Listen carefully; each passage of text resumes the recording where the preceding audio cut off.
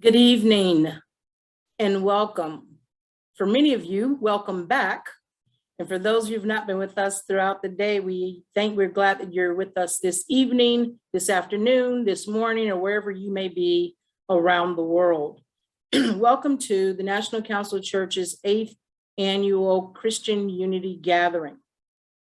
This evening, we're coming together for what we have called a faith summit regarding racial reckoning in America, a Christian response. Yes, we're going to solve the answers and questions and address all of that in the next 2 hours. Yes, this is a major issue and a big one for us, but we're up for the task.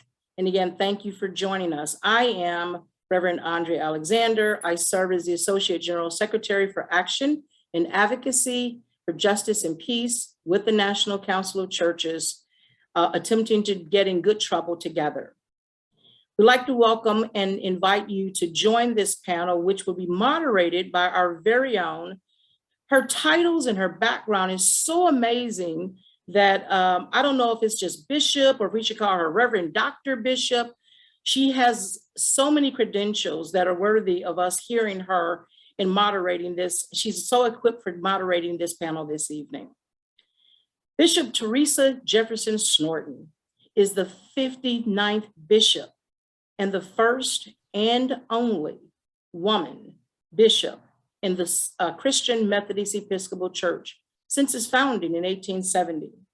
And quite frankly, she is the chair, vice chair, president, founder, facilitator of so many organizations. It's way too many to account for. But she is well qualified for anything and everything she sets her mind to do. We are most proud of her being one of those organizations. She is the vice chair of the governing board for the National Council of Churches. Her passion and gifts and writings are primarily on the areas of clinical therapy and clinical counseling for churches and church leaders. And this is an issue in which we really need people to really understand this issue in a way that is holistic, spiritual, emotional, and so forth. So welcome again this evening, and welcome her in your own way in our virtual platform. We welcome her and thank her for this opportunity to now oversee a panel of other groups of amazing people with highly credentialed capabilities for addressing this issue. Thank you, Bishop Snorton. Thank you, Reverend Dr. Alexander. We are so glad that you have joined us this evening for this very important and exciting discussion, our Faith Summit, Racial Reckoning in America, a Christian Response. Dr. Alexandria is quite ambitious if she thinks we are indeed going to solve and answer all the questions, but we're going to give it our best effort tonight. And how we will proceed, we will have first opening comments by Dr. Richard Hughes, followed by the introduction of our panel. And each panel will engage in some dialogue with them making introductions themselves and then in dialogue with each other.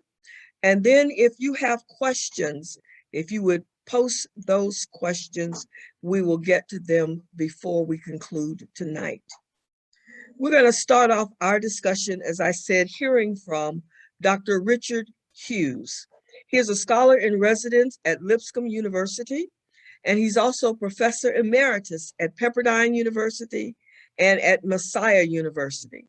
He's the author, co-author, or editor of more than a dozen books, including Myths America Lives By, White Supremacy, and the Stories That Give Us Meaning.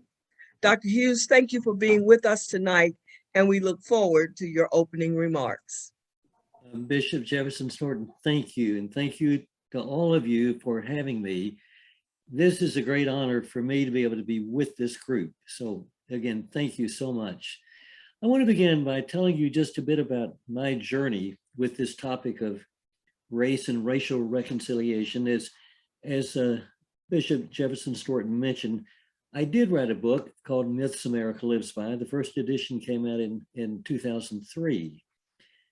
And then in 2012, some of the course of my thinking, I was at an American Academy of Religion meeting.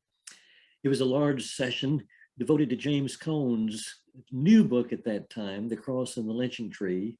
One of my students at Pepperdine had put this session together. He had invited, I think, 4 or 5 scholars, all Black scholars except for me. And as I began to think about what I could say about the lynching tree, I began to realize, as a white man, what can I say about the lynching tree? This is sacred ground.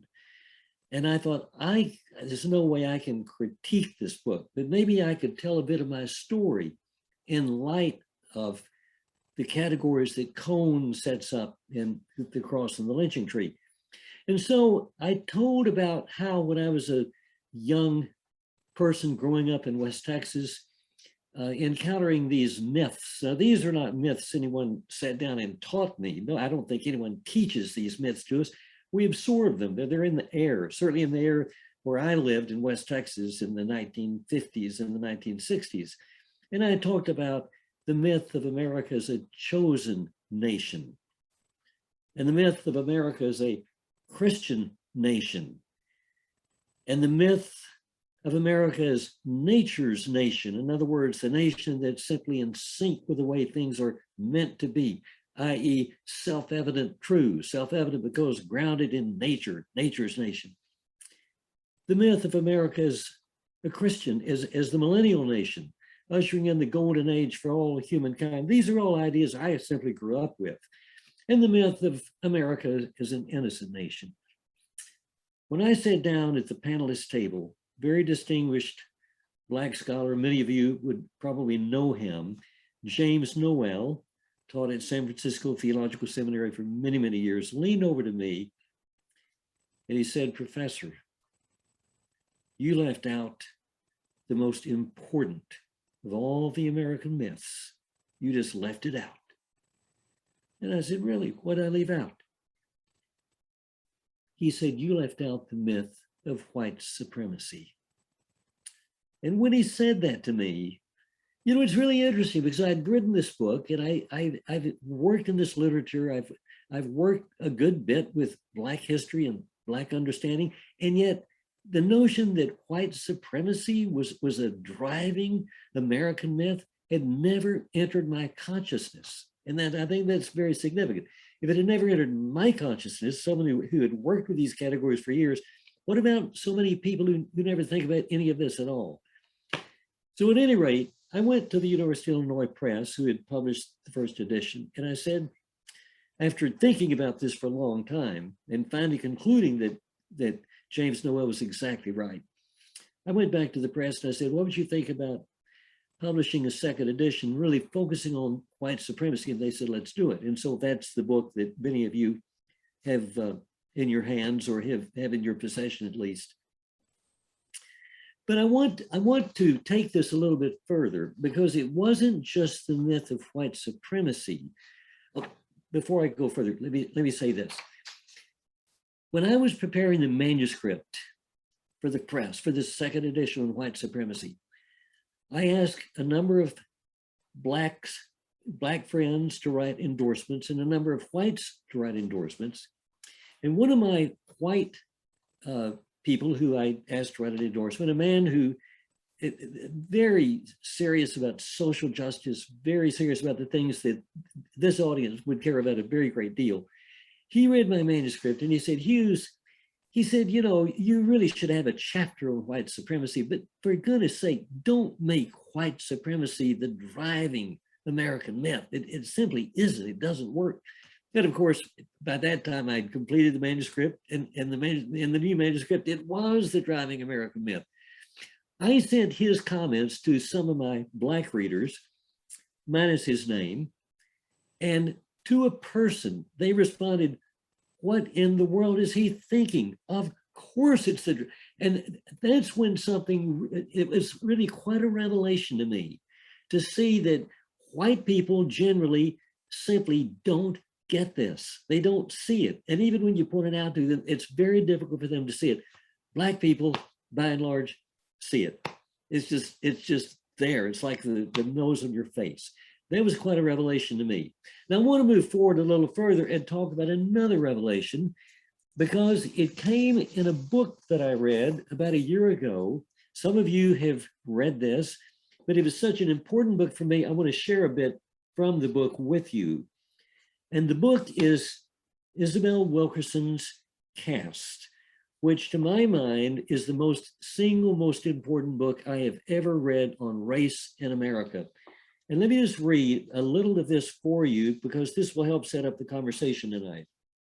Here's what she writes.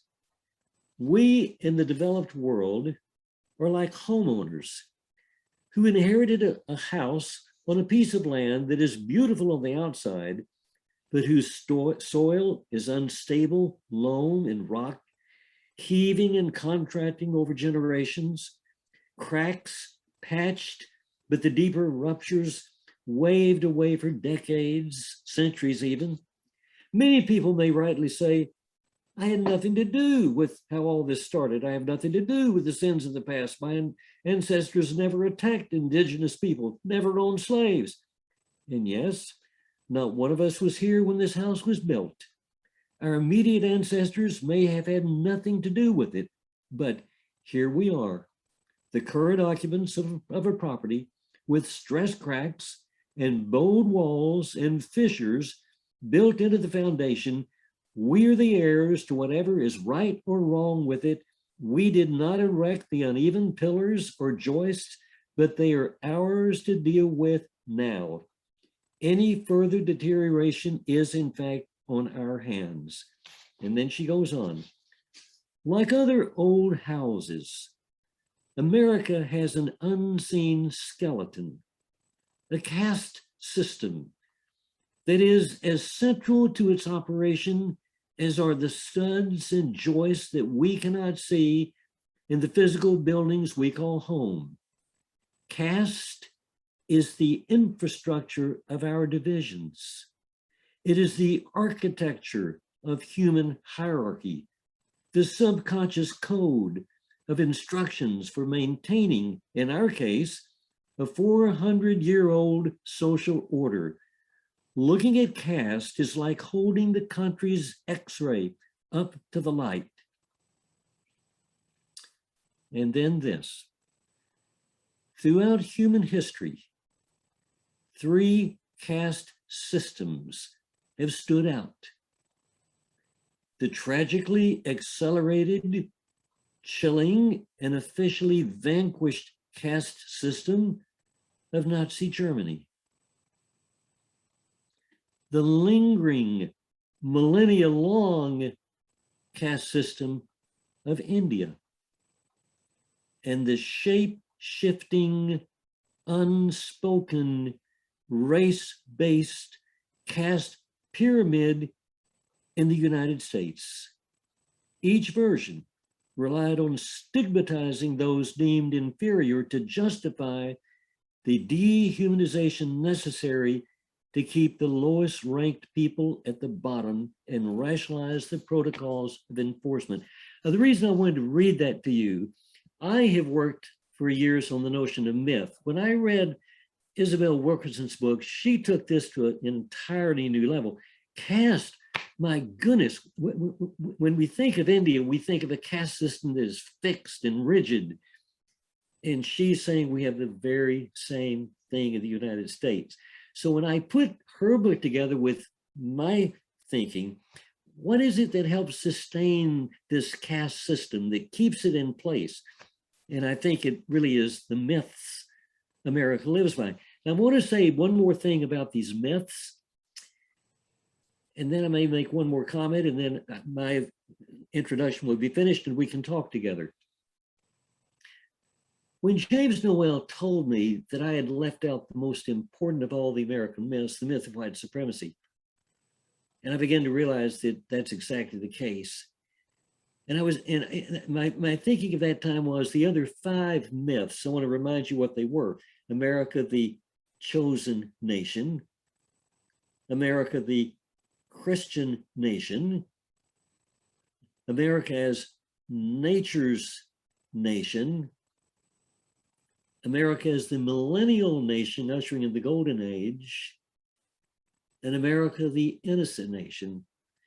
And my initial thinking was that those 5 myths, their function was to sustain the most demonic of all the myths, which is the myth of white supremacy. But as I've watched what's been going on in this country over the last 4 to 5 years and thought about race and the structures of the country and the way the country has behaved over the last 4 to 5 years, it seems to me now that 2 of those myths, I think we should simply name them what they are. They're lies, but they are subscribed to by the vast majority of white people in the United States. They are lies. They're not really myths, they're simply lies, they're falsehoods, but they in turn are sustained by the power of 4 myths. What are the 2 lies? Certainly, the notion of white supremacy is a lie. And the other lie is the myth of the innocent nation. And as I've watched the country over the last 4 or 5 years, it seems to me that this notion of America as an innocent nation, America that is without guile, America, the noble nation, America, the nation that other nations may have blood on their hands, and perhaps we do too, but it's always for a good cause. And so in the end result is, we proclaim our innocence. It's our innocence, our attachment to this notion of innocence that prevents us from taking seriously the notion that white supremacy is so pervasive in this country. I've been reading over the last several days Eddie Glaude's book, Begin Again, the book on James Baldwin. And over again, Eddie Glaude returns to this notion of innocence, the notion that Americans are so wedded to this construct of the innocent nation. And as long as we imagine we're completely innocent, there's no way in the world we will address the issue of white supremacy and racism, because we can't see it. So the thing that just keeps striking me over and over again is the invisibility of the notion of white supremacy. The fact you can say this to most white people and they just simply can't see it. Just blinded. I was at a conference in Boston over the last several days, and we were asking our tables to work on various topics related to Christian higher education. And I made some comment about the power of white supremacy in Christian higher education. And when the man who was supposed to report out from our table reported to the larger group, he made the report, he summed up what people at the table had said, and then he said, and then one of our people played the race card. I thought, really? Played the race card? Raised the issue of white supremacy, but for him, there was playing the race card. This resistance to dealing with the issue. So then I finally come to, how can the churches speak into this very, very difficult issue that's so difficult even to get on the table because people don't seem able even to see it, don't want to see it, don't want to hear it, don't want to think about it, don't want to acknowledge it. How do we get this on the table? And I want to make 3 suggestions, and then I'm going to close my preliminary comments. My first suggestion is this: the golden rule, do unto others as you would have them do unto you. But I want to take this a little bit further. If we want to do unto others as we would have them do to us, we've got to listen to them. We've got to listen to their perspectives, to their understanding of the world, to the way they see reality. And this is one of the greatest gifts to me that's come my way ever since James Noel made that comment to me. Because what I've begun to realize is what we've got to do if we as white people want to address the racial issue in this country is listen to people of color, hear their perspectives, their understandings, their experiences. Some of you may know, the name is escaping me now. He was the dean of the Evans School of Hubert Locke. Some of you may remember Hubert Locke, a Black man, dean of the School of Public Policy, University of Washington. Hubert wrote a book some years ago in which he said that Blacks and whites in America live on two entirely separate planets. And the more I think about it, I think that's exactly right. We just, so many Black people have said to me in meetings I've had over the last several years based on this book, they say, you know, you, Hughes, and people like you, you never have to think about this. And that's true. I don't. But they say, we have to think about it every single day. It never disappears. It never goes away. Two different planets. So as we think what the church can do, it seems to me the very first thing we need to urge people in the pews to do is to listen.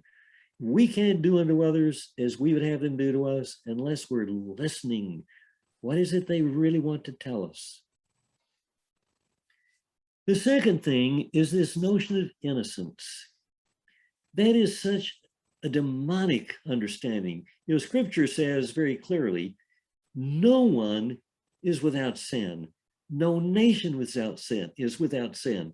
That the notion of the innocent nation is something we really need to deal with in our churches. The third thing I want to mention, and the thing that strikes me is the single most powerful tool in the arsenal of America's churches is the idea that comes up in the New Testament time and time and time again.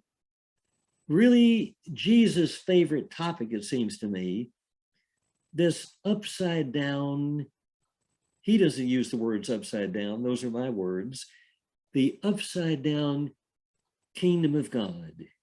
If you want to live, you've got to die. If you want to be at the front of the line, you've got to go to the back of the line. You put others first. You put yourself last. It's a truly radical vision. And it does seem to me that across the United States in our churches, whether the churches are evangelical or mainline or Roman Catholic or Orthodox, it does seem to me that in many of our churches, we really don't grasp the radical nature of that vision.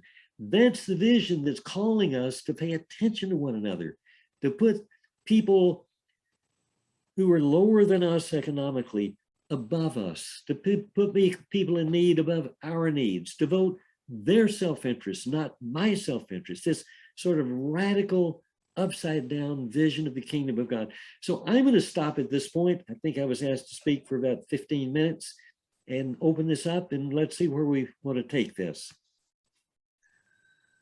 Thank you so much, Dr. Hughes. That was very, very insightful. We really appreciate your candid critique of our culture around this notion of myth, and appreciate your personal stories about your own revelations as you have been in this journey of thinking about race and racial reckoning.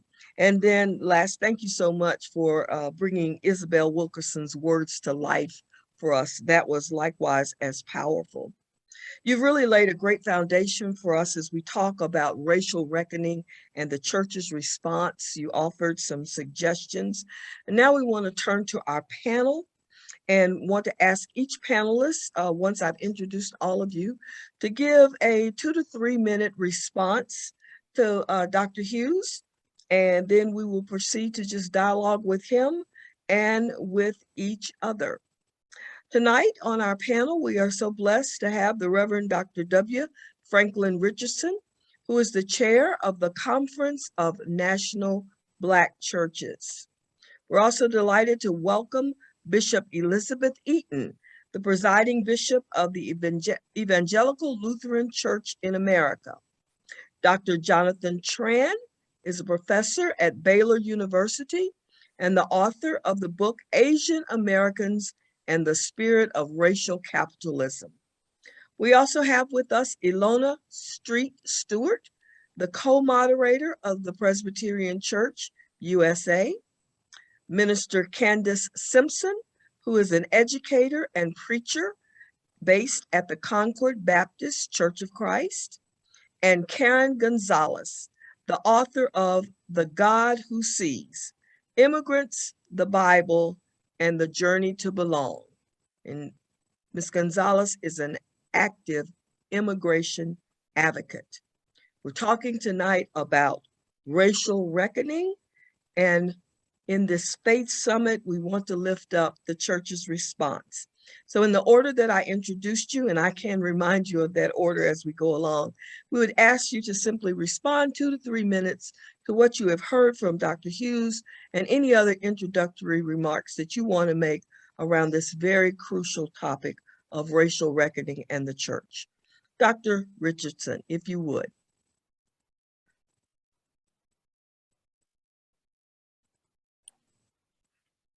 Thank you. Okay, can you hear me now? We hear you? Yes, sir. All right. Well, Dr. Hughes, let me say, first of all, Dr. Snorton, I'm very happy to be with you as our moderator. I want to thank you, Dr. Hughes, for the insights you've shared and how stimulating they are.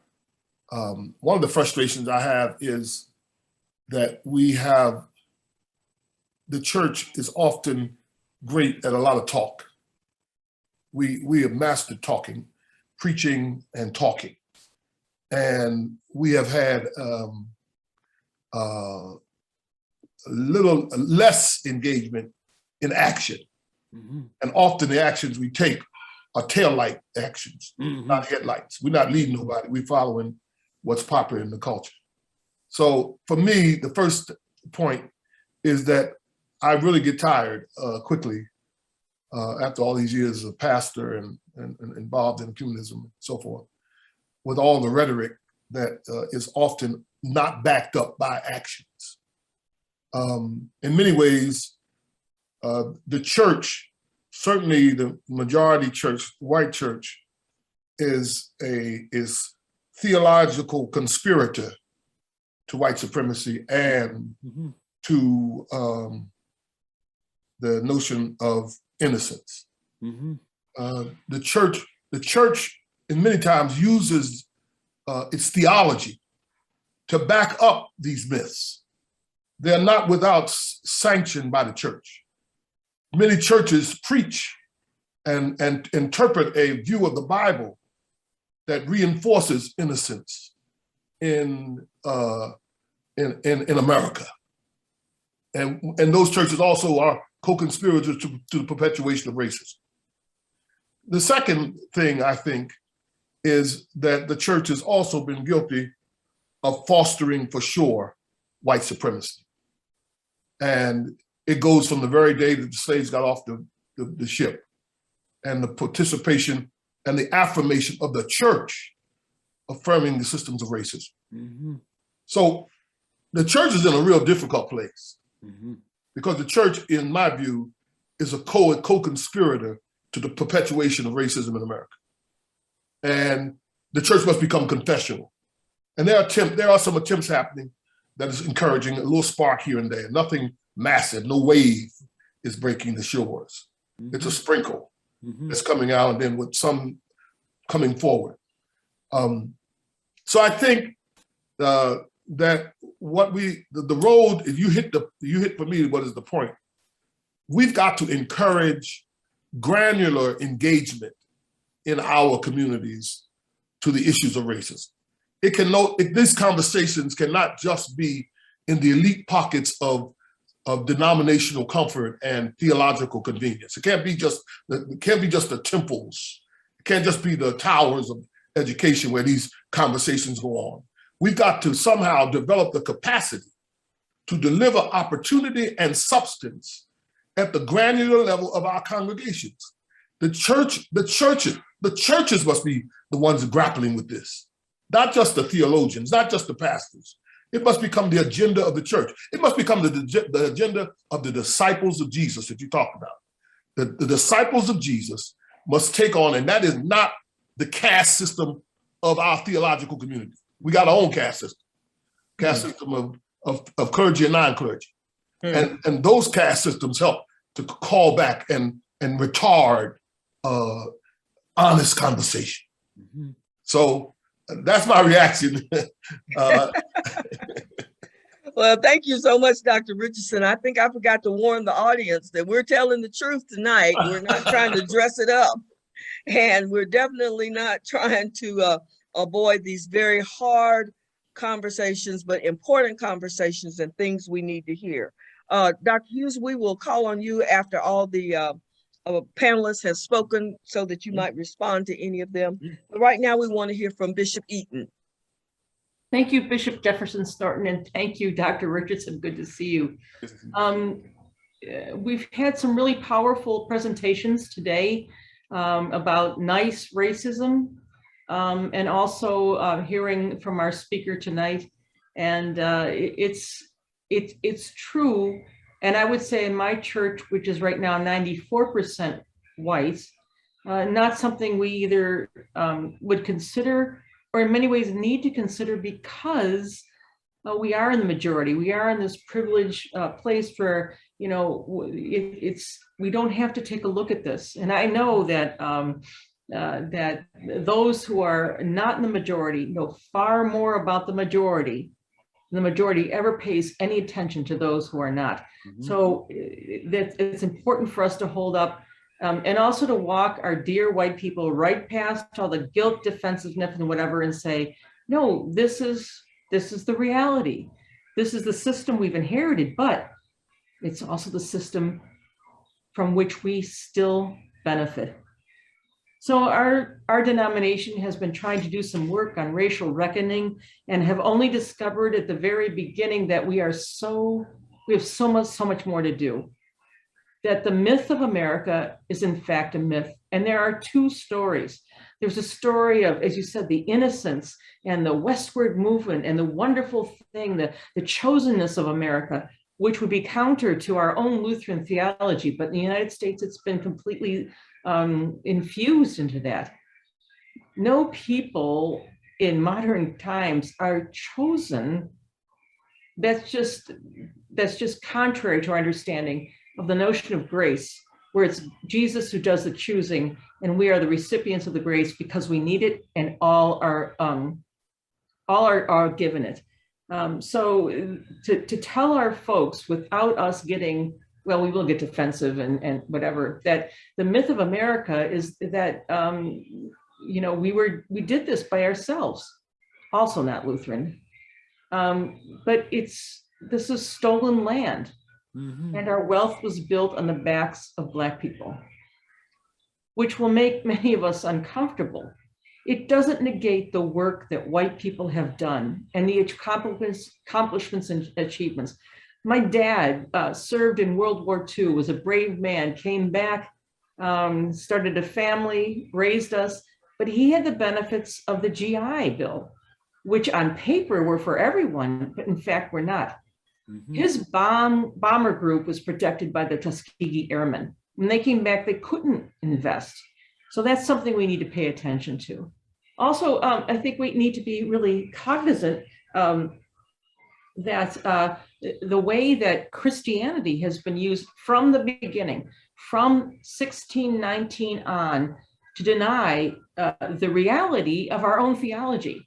Virginia declared that baptism does not make one free.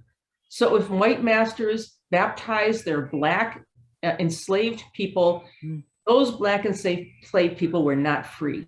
That is absolutely contrary to the doctrine and our understanding of the sacrament. But still, it's so deeply infused in all of our work. I remember this afternoon when Dr. D'Angelo said, and she showed a picture of all these white men making decisions.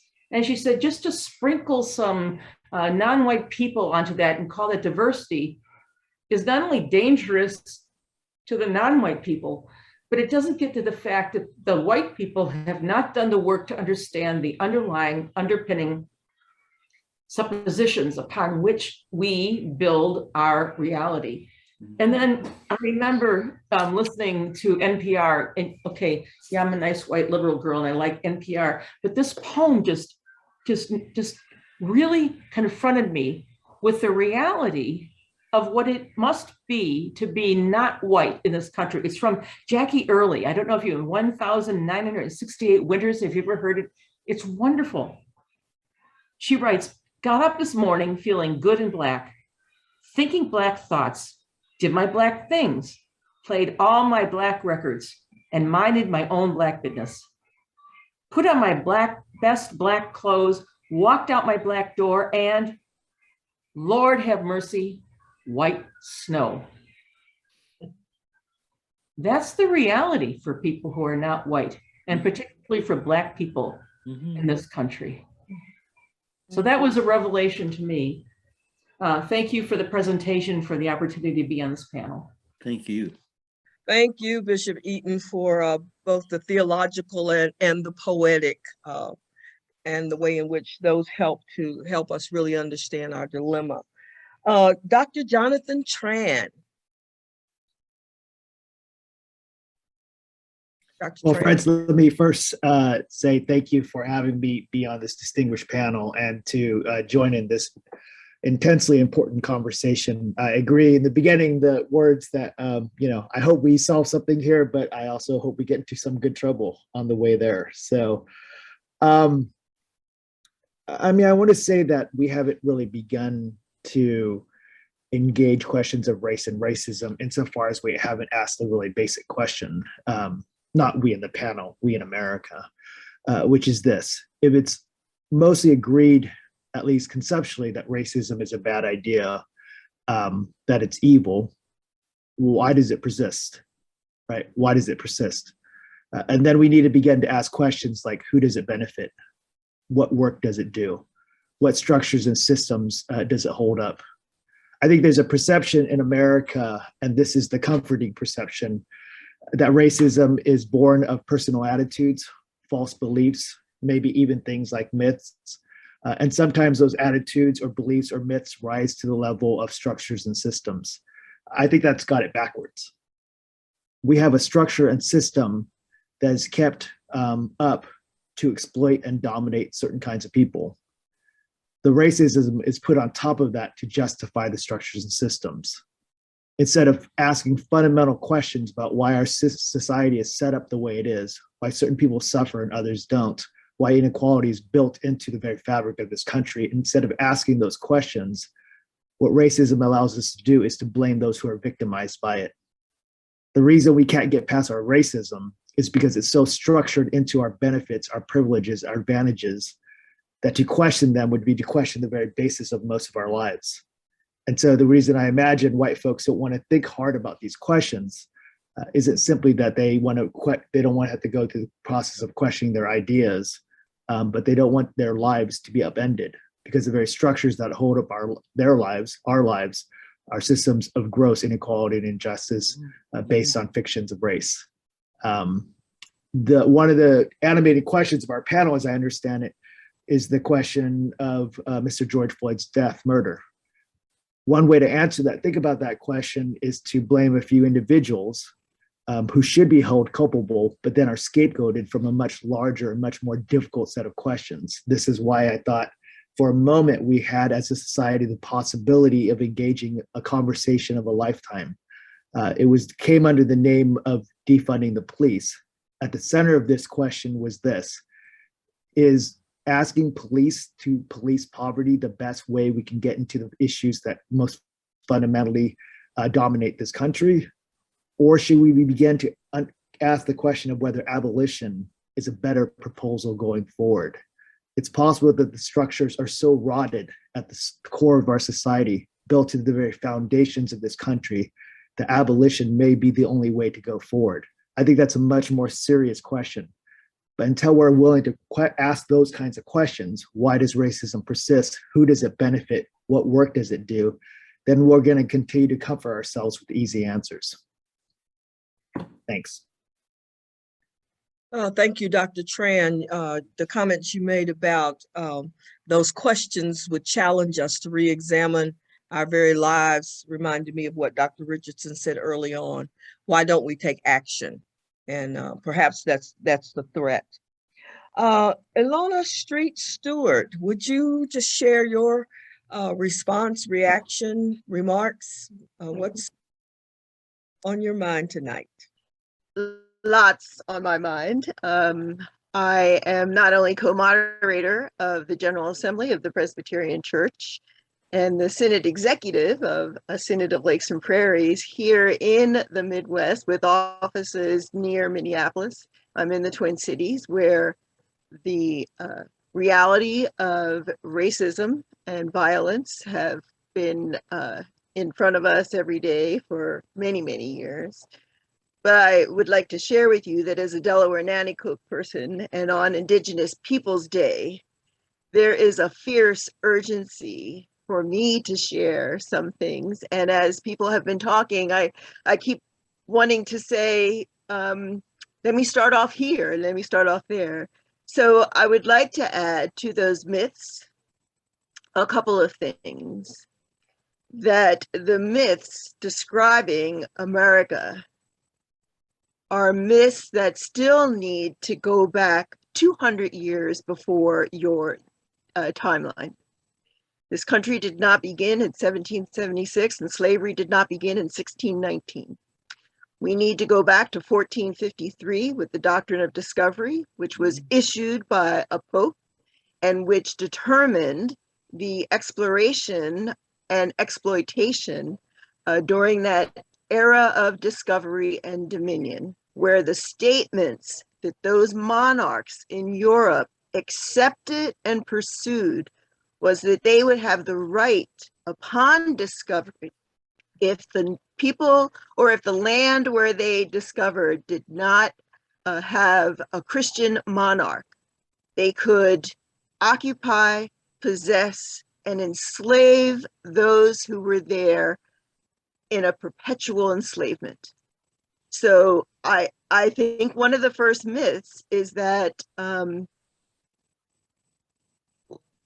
it's been okay to erase the Indigenous side of this story and to recognize that from the very beginning, Indigenous people here in this continent and in Africa have shared experiences of enslavement and exploitation back to the 1400s. So that's the first myth. And then the description of the house, I think, is something that we're familiar with, where people say, you know, my ancestors, you know, maybe something happened in the past, but I was not, you know, part of that. No, that's another myth, because the land on which that house sits was stolen land. Mm-hmm. And our Constitution, by the Supreme Court, recognizes the doctrine of discovery to say that Native people would never have right to their land, that we could only occupy it. And so because of that, all real estate laws and property laws in this country, meaning the finance system that runs the banks to sell you a home and to provide your mortgage, the infrastructure underneath your house, the materials that built the house, whether it's wood, stone, oil, cement, all of those are resources that were extracted from Native people where they did not benefit, but in fact, they lost. And so the myths of America are more than just black and white myths, or a myth of what white people have described in this country. Until we actually hear the Native narrative, we are not complete in understanding, as you said, the destructive nature of what is going on. I would also like to add that there have been phenomenal conversations, and James Noel is one of, you know, my past friends in the Presbyterian Church, where we actually were able to talk about these issues and to be able to share how Native people first welcomed those persons coming across the oceans. And then we became political allies as European nations fought their wars on our soil. And then we became the enemies and the targets of the genocide and the military assault. till finally the assumption was that we would be defeated and disappear like the buffalo. But we are still here, and we still remember, and we're more than stereotypes, and we're more than mascots. We are here to be able to contribute. My people as Delaware were Christian many, many, many years before most Americans had even thought that there was a continent here to be part of. But that did not protect us or make us immune to death. We were still massacred in praying towns for those who had already become Christian and had pronounced that in a very visible and democratic way. So I'm really looking forward to our conversation tonight. I want to make sure that it is global in nature, that there are indigenous people around this world and islands and in other continents that have similar stories to my people here and their relationship to Christians. And, you know, many of us would say we're very interested in Jesus Christ and the message that he brought. In fact, we could see him as a relative for all that he preached about and taught. It's the church. It is the church that chose to destroy us. So that's the hard truth I think that we need to share tonight. Thank you. Wow, thank you so much for reminding us of additional myths, that myth of the historical narrative and who gets to tell the story. Obviously, the one that gets to tell the story will cast themselves as the hero. Oh, yes. Thank you. And omit the horrors that were imposed on others. Minister Candace Simpson, we're glad you're with us tonight. Can we hear from you? Good evening, beloveds. My name is Minister Candace Simpson. I use she, her pronouns. It is a gift to be with you tonight. And I just want to acknowledge the absurdity of us in a second October in a pandemic. And I don't want to get used to a life like this, which I'll address a little bit later. But I first want to thank Ilona Street Stewart for helping us to start from the right place, which was something I was feeling. I think it's important that we build solidarity among oppressed peoples. In every radical movement, there are collectives of oppressed folk who represent multiple communities. And this does not dilute our work. It doesn't make us less effective. It actually strengthens us and helps us to become more precise. So here's what it looks like from where I sit. It's very hard to be a Christian. The most violent people towards me have been Christians. The Bible and Christian culture have been used to oppress Black people, queer people, women, and I happen to be all of those things. I have very good reason to leave, but somehow I find myself not only in the church, but a clergywoman. As long as our movements, however, for justice center the conversion of white Christian people through dialogue, which seems to be another way to create an economy for busy work and economic advancement for good white folk. As long as we are slow to liberate resources and re-justify budgets, to right the past and continuing harms through reparations, as long as we leave multiple obstacles and stumbling blocks in the way of Black flourishing and self-determination, as long as this is the case, we are going to be here next year. You can expect more social justice oriented conferences, more tote bags, more branded hand sanitizer bags, all repeating the sentiments of Amos and Micah, who happen to be our favorites. And I say that not to diminish the work of the organizers of this gathering and others. On the contrary, every organizer of every faith-based justice program or conference wishes that they and we could spend our days doing something else, that the world were different. No one wants to be talking about the executions of Black people or missing Indigenous people, particularly women, or the stories of detention centers that are human rights violations at the border, or the uptick in deadly violence against Asians since the beginning of the coronavirus, or the disproportionate rates of queer and trans homeless youth, or on and on and on. None of us wants to be here.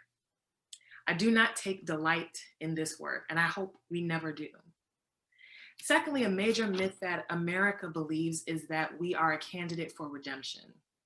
But America is not a person, and it does not have a soul. This nation believes and tells us generation after generation that it can save itself.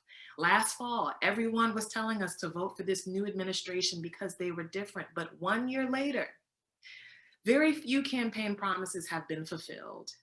Around the globe, people have found that the best way to curb the virus is to empower people to stay home by paying them and canceling any consequences of financial hardship.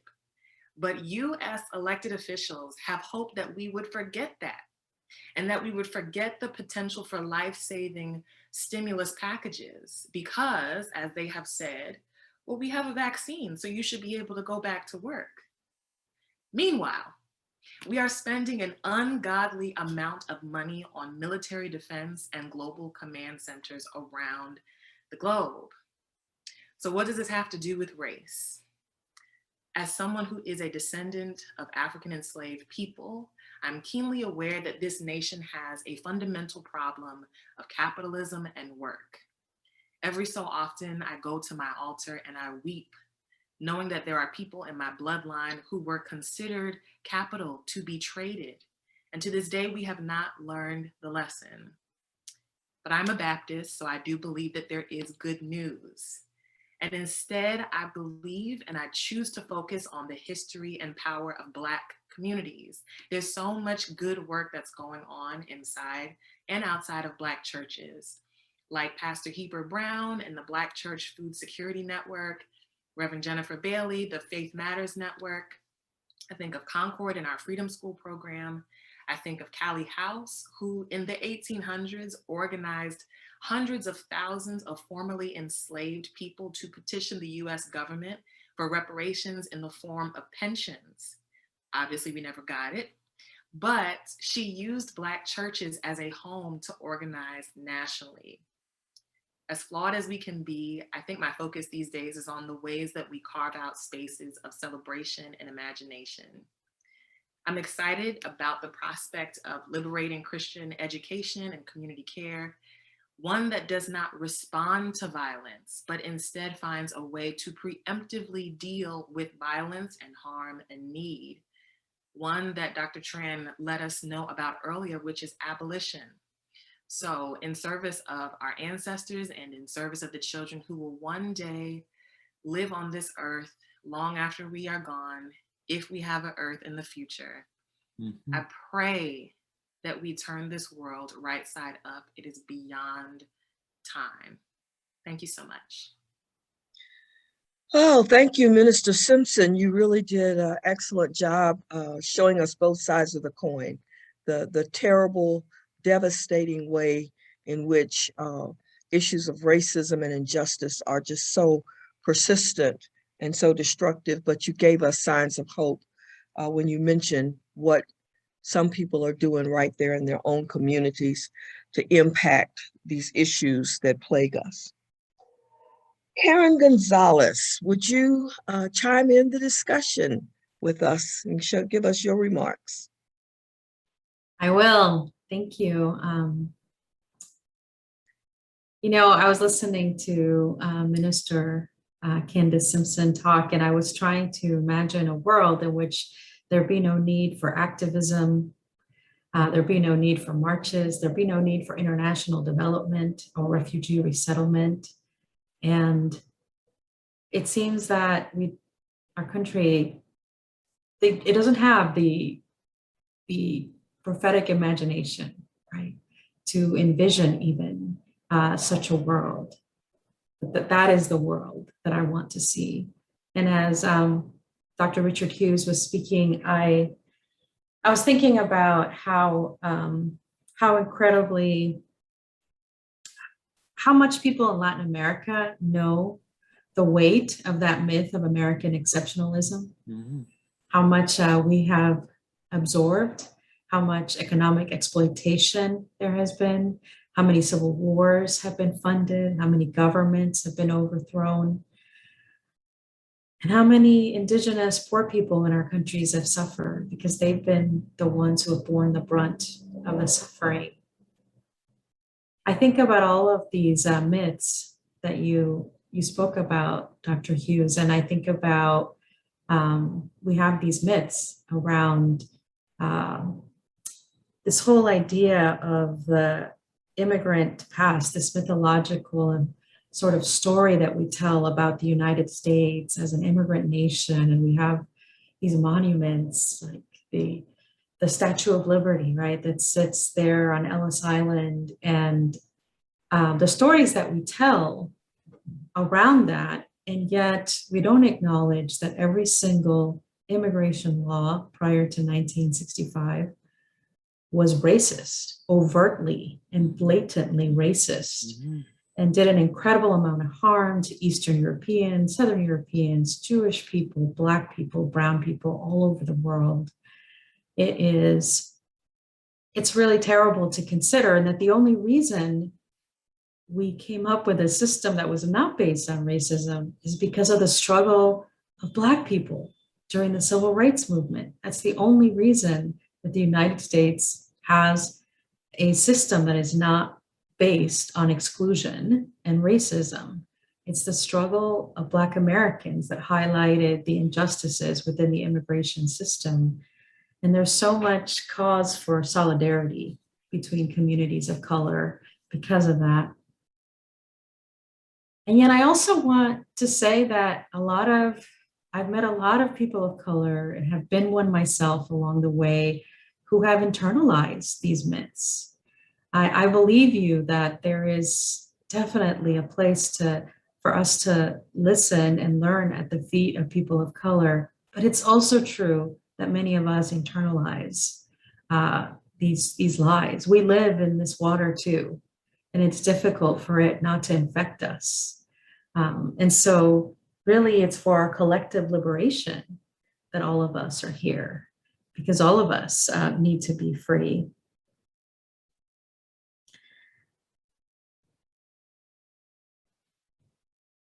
Yeah, I feel so there. Well, thank you for that, because that's also a sobering reality when we have to think about the ways in which all of us may have internalized these myths and how we too are impacted by them. If we could get all of the panelists in a gallery view so that we can see everyone, could we not? Can we do that?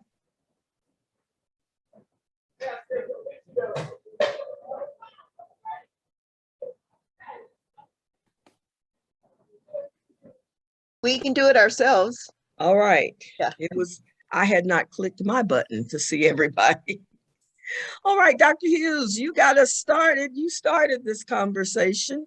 Do you want to say or ask any of our presenters anything? And then I would just love to have everyone talk among themselves. That's what I would like to do. And oh, let's see, I lost the gallery. Let me see if I can get the gallery view back. There we go. I want to say how instructed I have been by your comments. This has been for me an enormously powerful hour. So thank you. And let me just reflect on some of what I have heard. I think it's exactly right that the issue goes far beyond Black and white. It goes far beyond 1776. White supremacy is a way of saying that white skin is valued over other people, period. I'm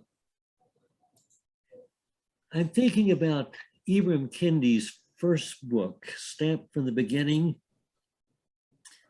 The Definitive History of Racist Ideas in America. And he traces this back quite rightly to the 15th century. So these ideas are old ideas and I think that's one reason they linger so long, because they're so deeply embedded that they're in the bloodstream. They're so much of the fabric of white life, both in Europe and in the United States. And I want to go to the comments that Dr. Richardson made about the church. You know, when you were speaking, Dr. Richardson, I was thinking about two people in particular and statements that they had made. One was Frederick Douglass, where he talked about how the stand where they sold enslaved people was erected right next to the church, and the church blessed this infernal business. And you know, that all went hand in hand, the church. And then I'm thinking, let's fast forward now to the mid-1950s.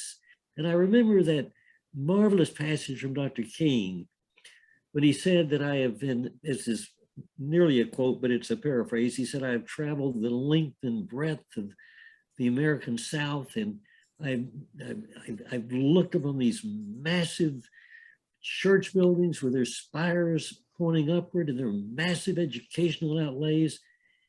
And I've had to ask myself, what kind of people worship here? Who is their God? Because they certainly are not standing with this movement. So the church has been complicit from the beginning.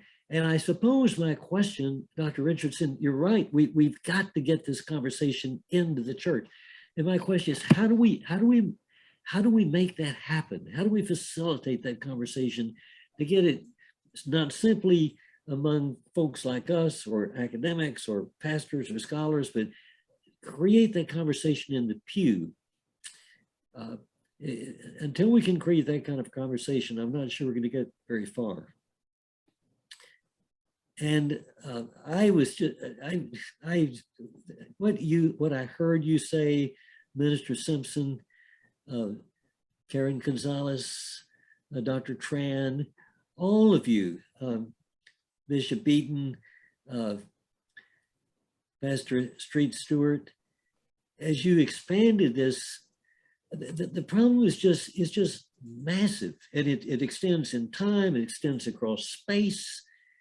And the church is at the heart of it, and that's our task. I want to just finish my brief comments here with, I read a statement just today. I came home from a meeting in Boston today, and I was reading Eddie Glaude's book, Begin Again.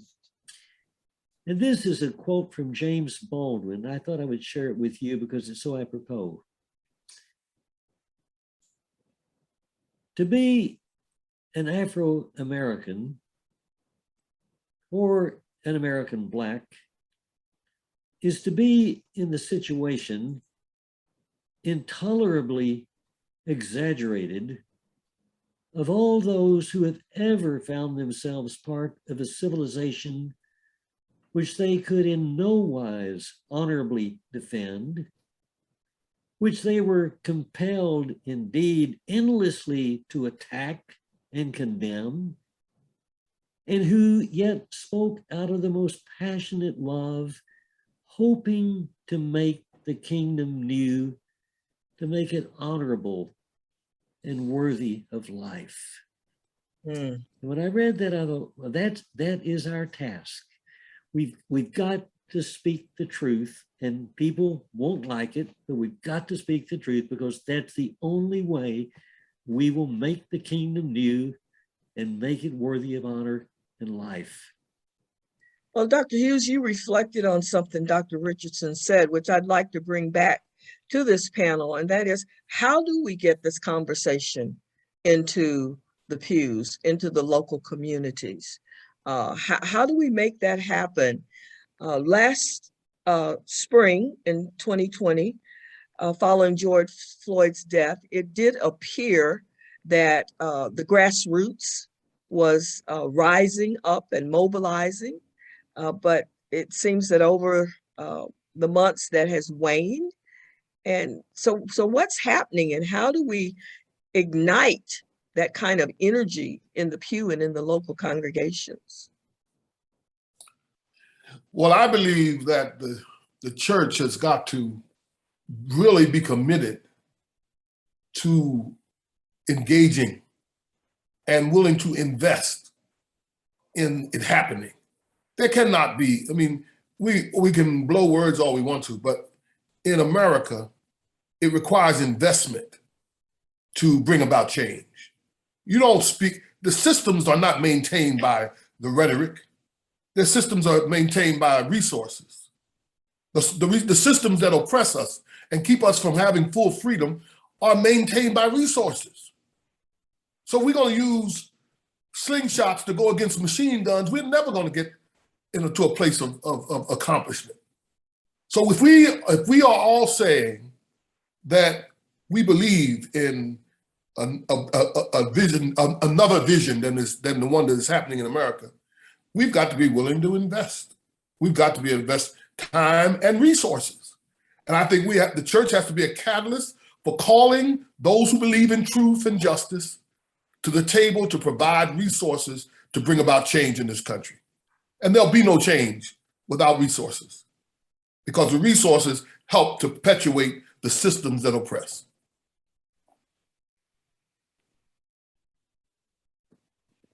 Other responses or comments? How do we make that happen?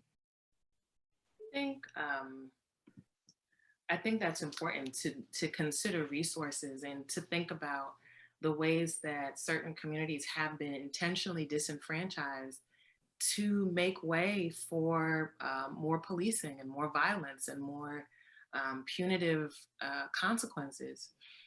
You asked the question about why has energy waned, and I have a few ideas about that.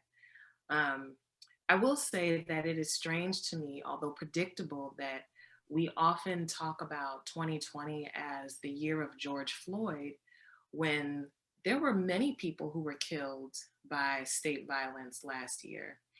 And there were also many Black trans women who were attacked, harassed, doxxed, stalked, and murdered by, vigilante violence, which I have a lot of empathy for. And my heart breaks for it, that this is not something that we consider an issue for the church. At least in most of our conversations, it doesn't feel that way. Breonna Taylor was a cishet Black woman, as far as I understand. And her story was memed. She turned into,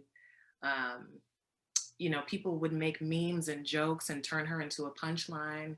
People made conferences in her name that were just very not tasteful. Tony McDade was a Black trans man who was killed in Tallahassee in May, and he's been forgotten. He does not have any statues, as far as I know. And I think that says something about the problem. It tells us that we are so obsessed with turning certain stories into ones of endangered species, rather than thinking, what in God's good earth is going on as a trend? So I think we're gonna be here again the next time someone is killed, because it's going to happen. Until the police are defunded and do not exist as they do, there will be another George Floyd. But I think we also have to consider that it's bigger than names. It's bigger than individuals. Individuals become the people that we wear in our t-shirts. And I think particularly as Christians, we're drawn to individuals. I mean, we follow an individual who was executed by state powers. So there's something very romantic about turning this into a situation of names and individuals. But this is powers and principalities at work. This is how the US government has been designed to work. The police are an outgrowth of slave patrols. So it does not surprise me that they continue to murder Black people, and that they are rewarded for it. I mean, in all ways, socially, economically, politically, they are rewarded for doing so. So until we get to a place where we're actually watching the trend and having a bigger concept of this not being an aberration, but the rule, you're going to see excitement around a name, and then fatigue, and then it's like nothing happened, until we repeat the cycle over and over again, all to, I think, the disrespect of those who have been stolen from us. You know, the young white woman who was killed by her fiance. I think her name was Gabby. I was struck by the fact, and what you were talking about, Candace, helps me to. I was struck by the fact how white media went crazy, like it was the only person been killed this year. I mean, they ran that on the television for 2 weeks, making an enshrinement about this one white woman who was killed by her fiance. And at the same time, Black men and women, people of color, were being killed by the state and by strangers. You know, it's a sickness. It is a systemic mentality to value go to your white supremacist notion. It's a white supremacist attitude that values some people over other people. And a white woman with a boyfriend is more valuable than a Black woman who is with her boyfriend in a house sleeping, and the state comes in and kills him. So, I mean, I just couldn't pass that up to raise that illustration as a contemporary expression of where we are. Well, both of you have spoken about the power of the media to shape the narrative, going back to Ilona Stewart's comments about, how the story gets told.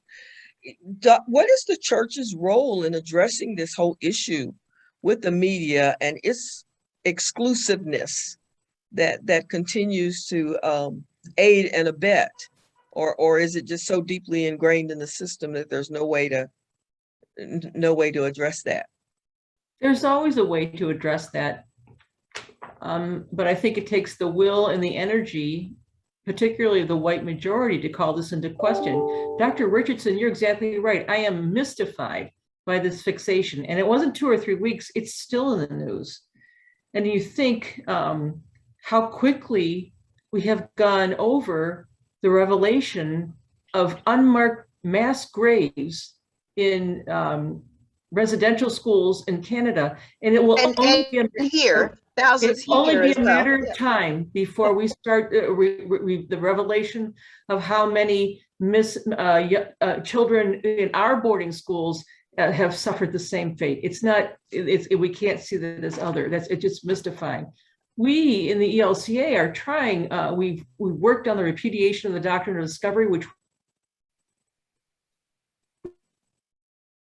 we know is going, as you pointed out, is more than that Indigenous people are human people. But it's just the beginning. We work with our Canadian counterparts about this, who are far ahead of us and working on truth and reconciliation. But I have to say, I'm not optimistic. I'm hopeful, which I think is the Christian response that carries us even when it seems like nothing is going to get done. Bishop Jefferson Thornton, your prayer this morning, when you said, "We believe," in spite of everything that's going on, you said, "We believe," is the only power that we have and to which we must cling. Because if the Christian church, particularly I would say the non-white Christian church, gives up on believing, we're in a world of hurt here right now. But the incredible message of hope, right in the face of unbelievable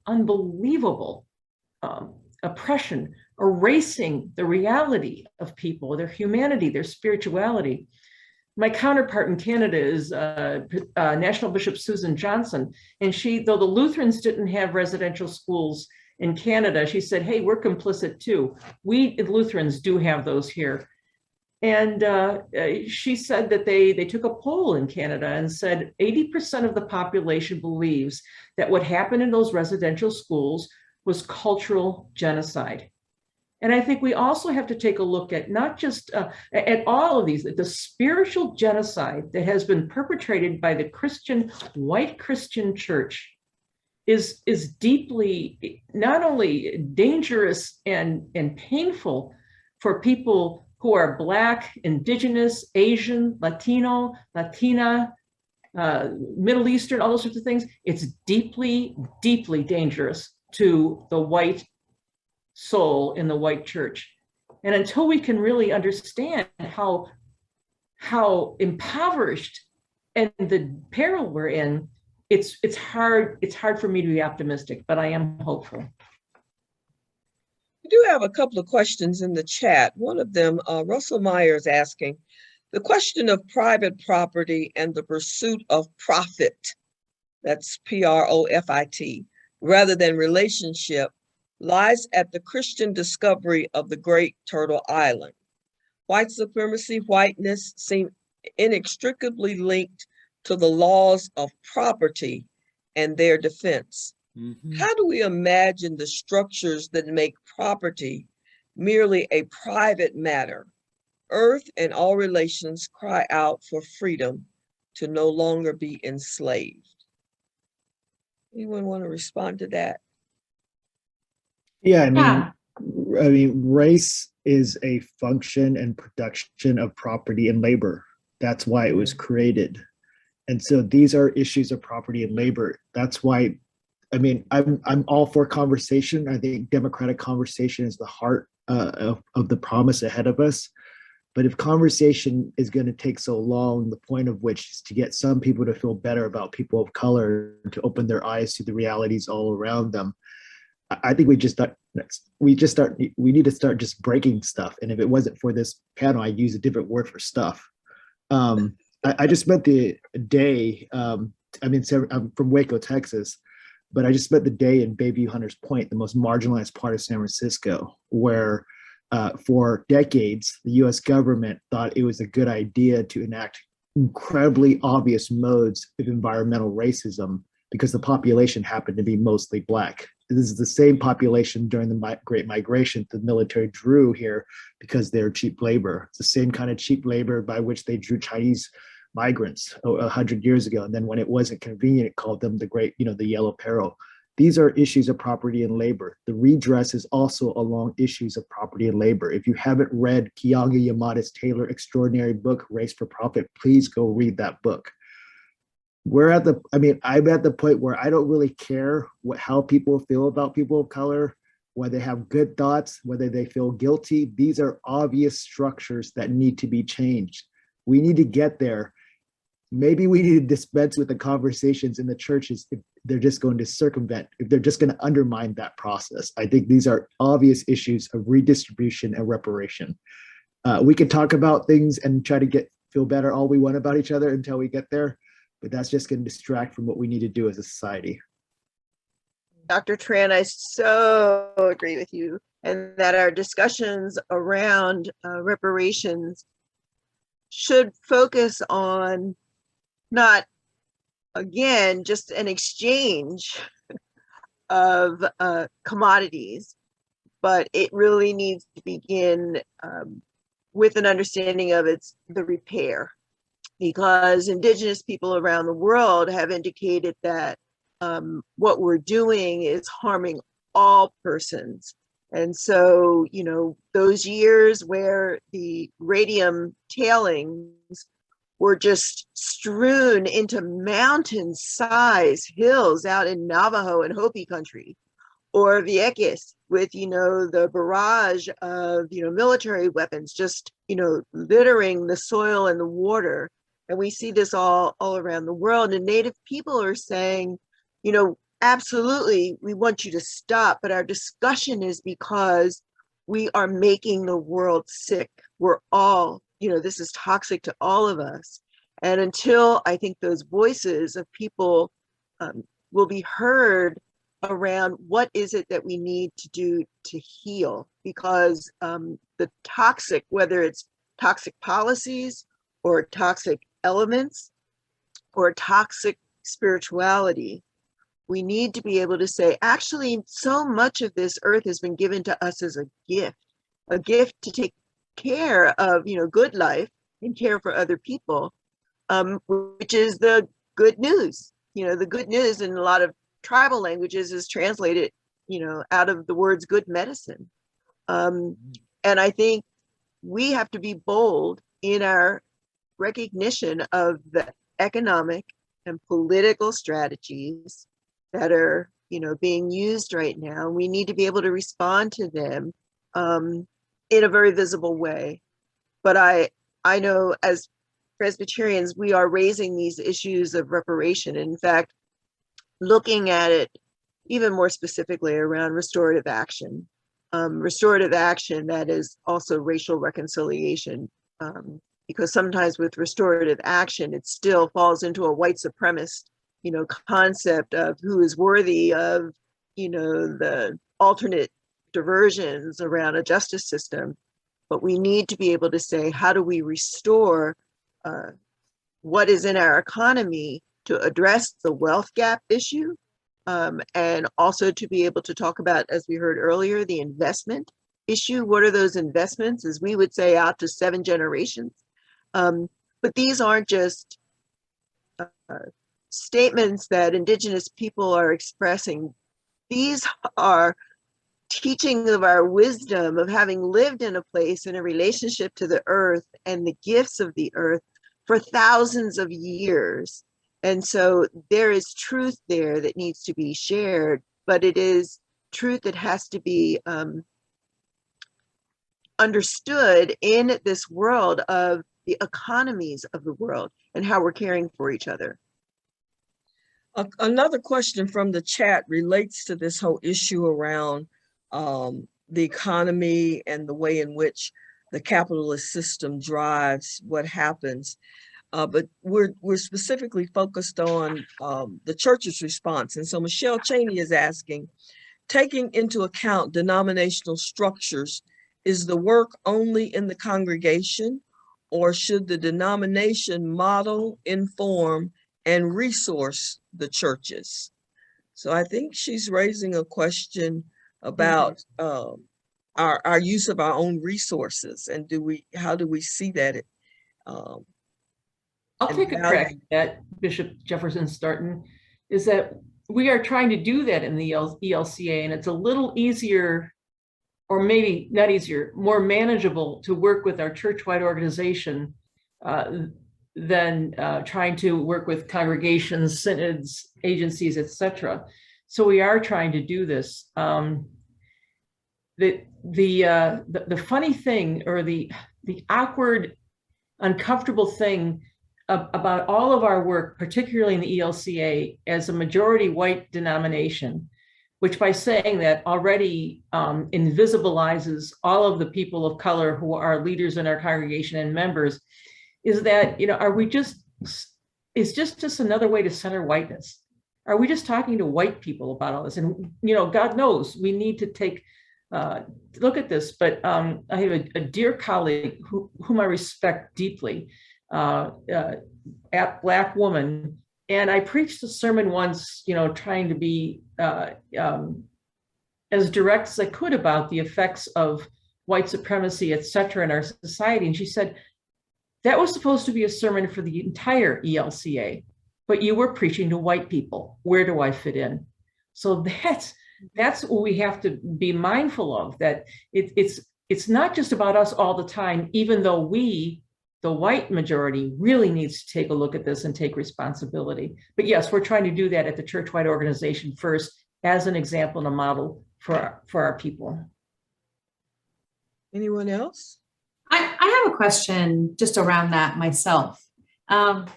So within the church, whether it's the synod, the diocese, that the message is coming from, the anti-racism message or speaking about racism, or whether it is work being done among the congregants, I don't see how, the church is part of the capitalist system.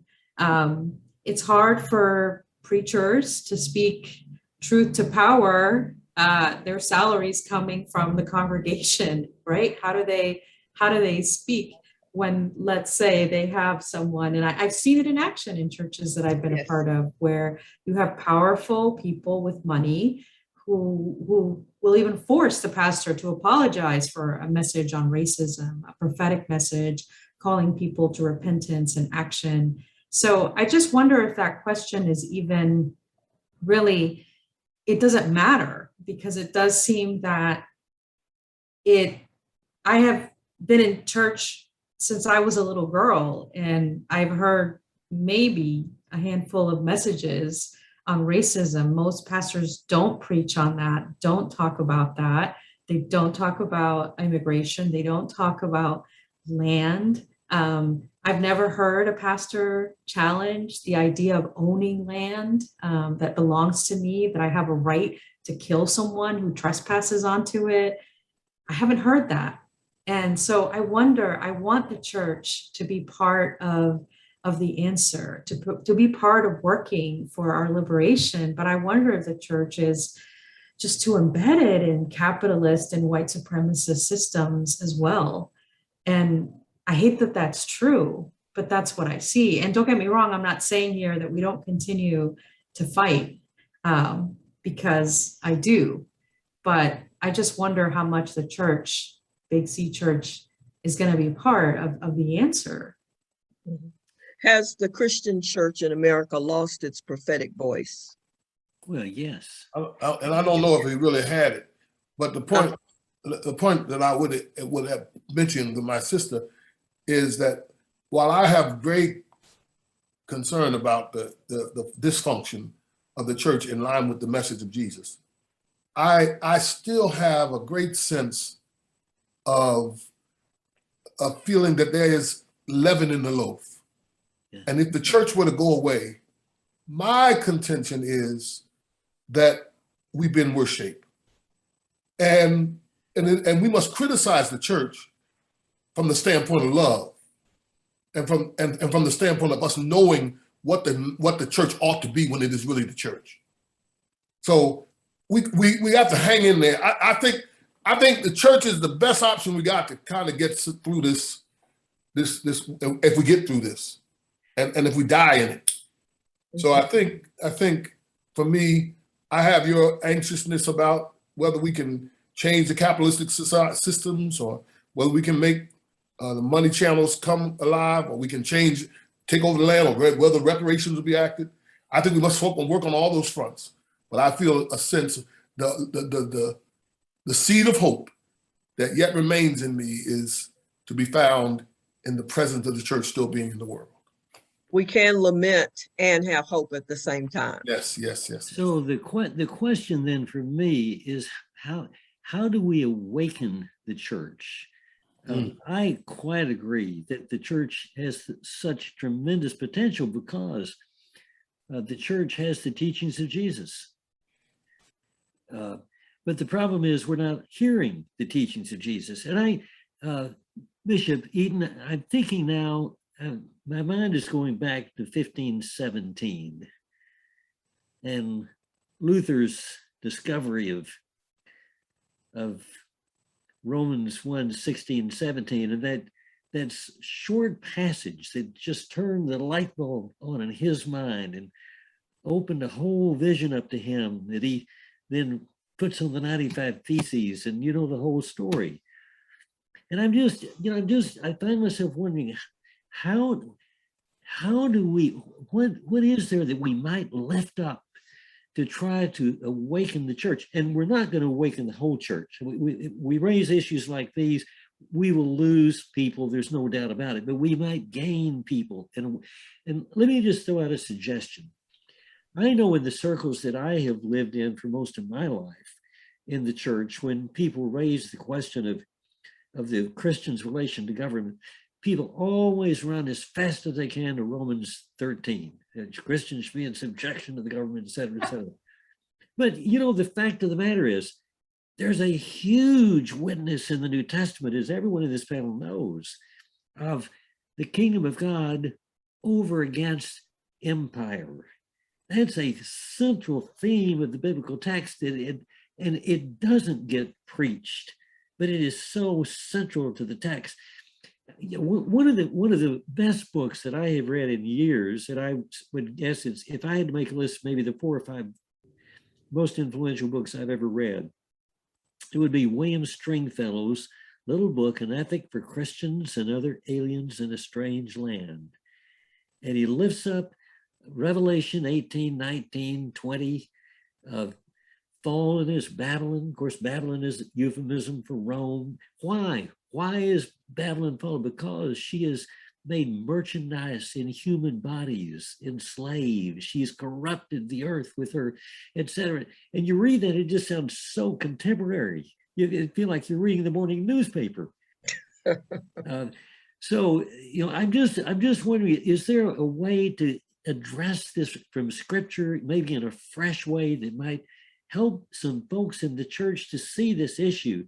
And I'm just wondering if this polarity between the kingdom of God, which is so radical and upside down, and its consistent opposition to empire and imperial interest and enslavement of people and stolen land, and this whole narrative, which is so sordid.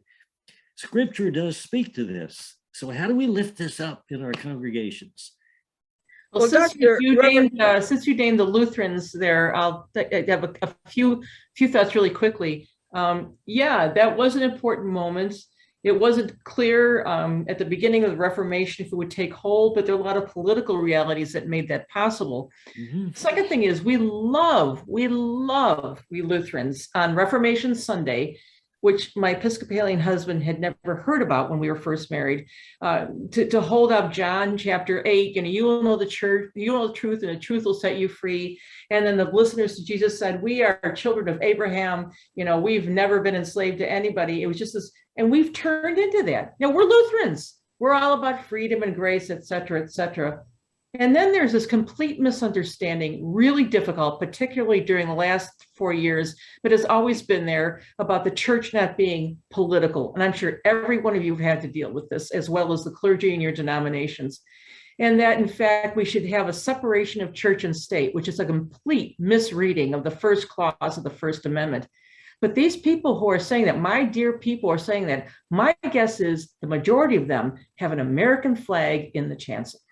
That's exactly right. And my sense, this may sound cynical, but I have felt for a very long time that many congregations are essentially conservative political cells with a Christian veneer. That may sound horrible to put it that way, but yeah, you're right. People object to politics, but it's not only a misreading of the Constitution, the First Amendment, it's also a misreading of the biblical text. And I want to go back to Stringfield. Stringfield's opening line in that book is, the biblical topic is politics. It's the politics of the kingdom of God over against the empires of this earth. That's the theme.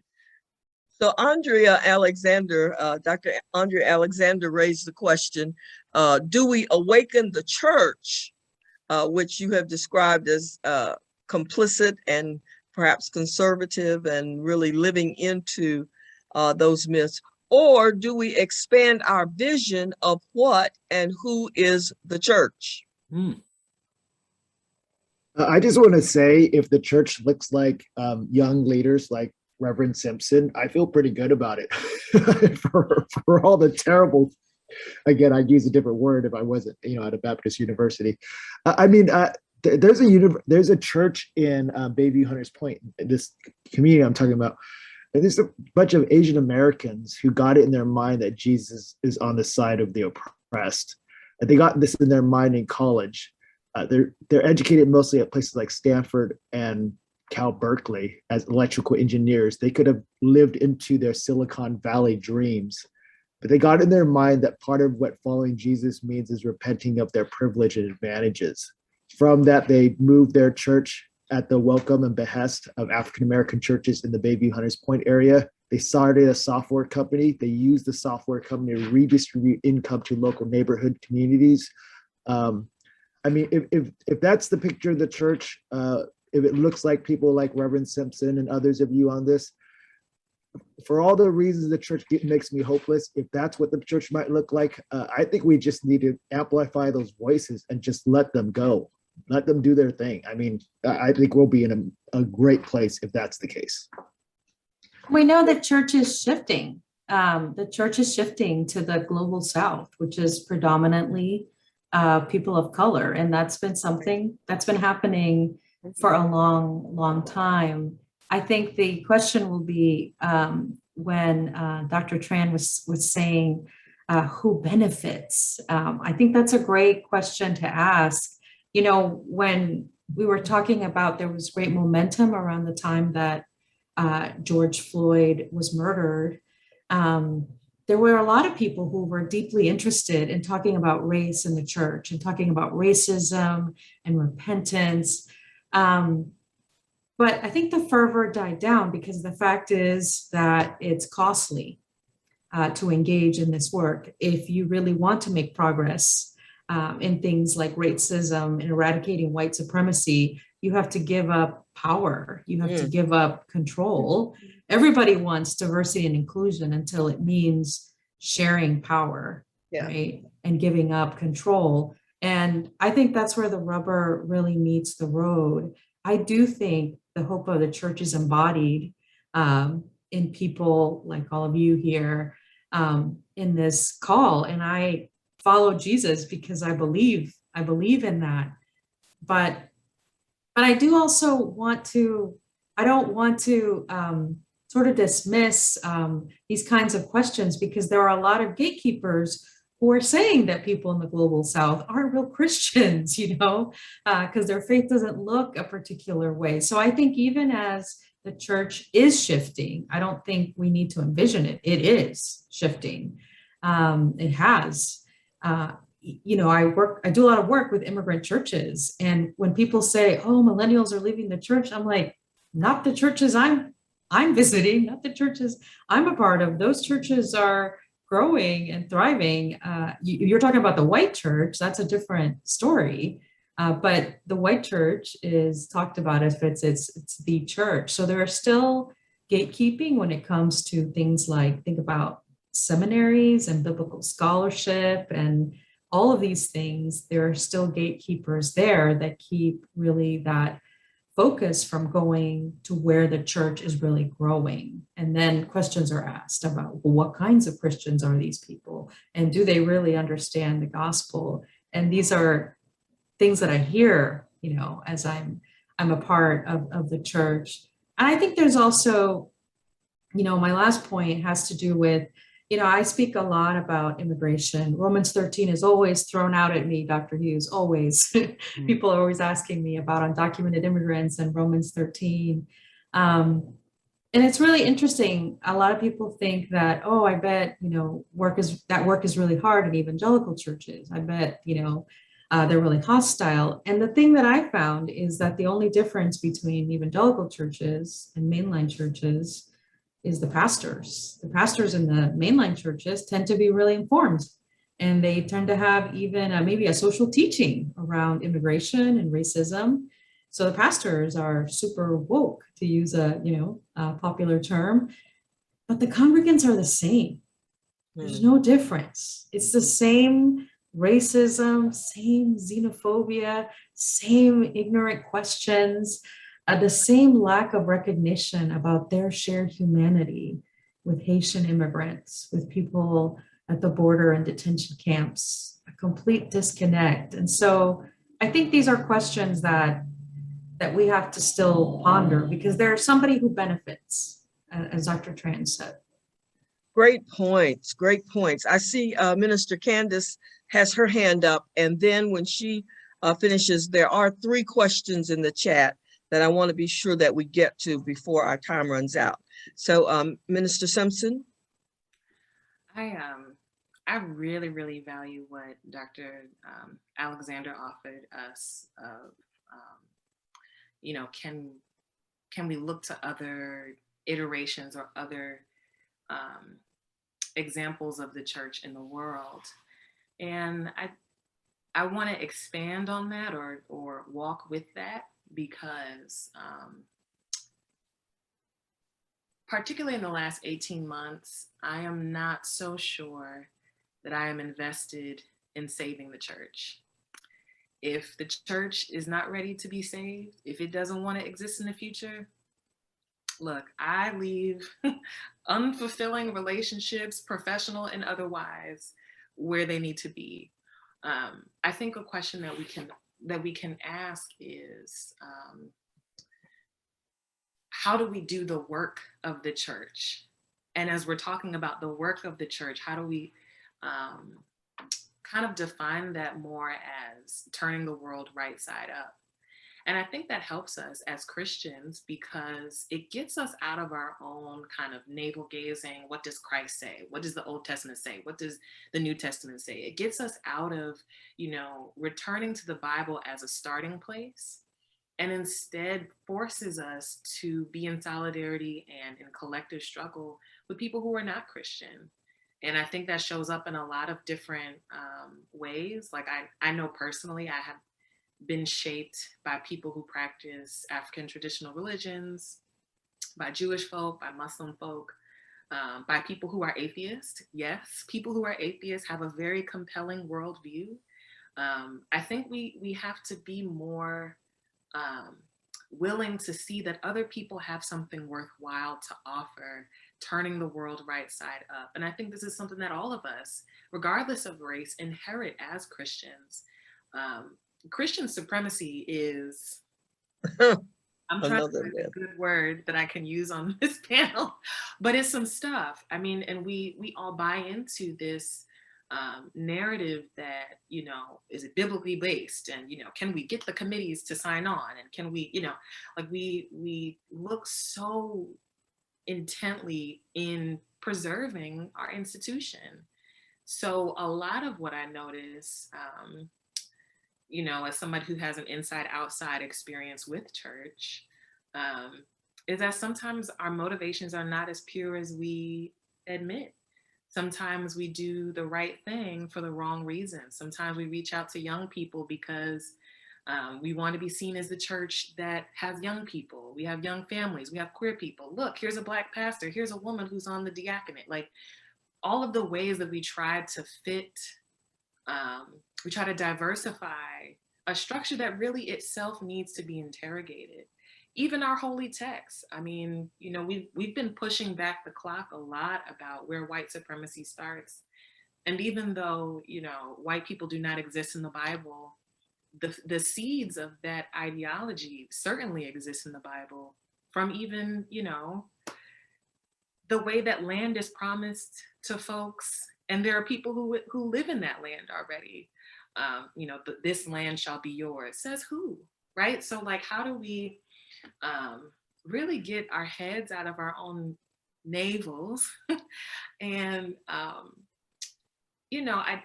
I think that we can think more deeply about what makes church worthwhile. For me, there are times when I actually do not care if any of this is factual or not. What brings me joy about belonging to a community of believers is that there's an intergenerational opportunity for us to do something unimaginable, and we get to imagine it. So therefore, it's no longer unimaginable. I also have been reading the articles about the doom and the gloom that's coming. Pastors are quitting en masse. People have decided, I'm not coming back to church for whatever reason.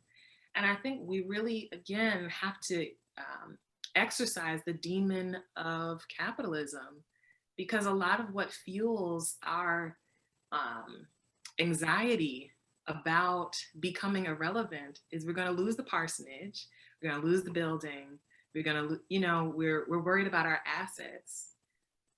But Jesus tells us to sell it all and to go and do something else. And so I'm interested. Yes, I mean, I have such a deep respect for the institution that is responsible for my mouth and has nurtured me. And if it didn't exist tomorrow, if we could not still carry out the mission, still carry out the vision, then what was it for? And what did the lessons stick? Did we,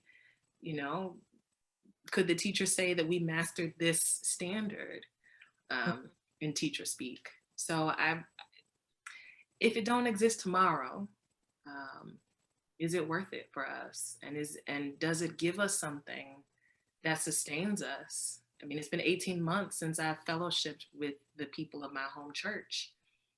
And I still consider them home because it's not worship or the building that keeps us. It's something that is so much bigger, and something I think that is invisible that is keeping me in that space. Minister Candace, you have been our prophet for the evening. Very prophetic words. Let me raise these three questions. They're related somewhat in terms of pointing us to what can the church do. And most of them have to do with the educational mission, the teaching mission. Reverend Linda Watkins asked, is there an opportunity for NCC, National Council of Churches, to spearhead the development of an educational campaign, including Sunday school curriculum, sermon series, Bible study, and a community education town hall, like community forum that can be available for churches to host? Also, is there a possibility of creating a documentary for PBS on this subject? Please share your thoughts on these and other ideas.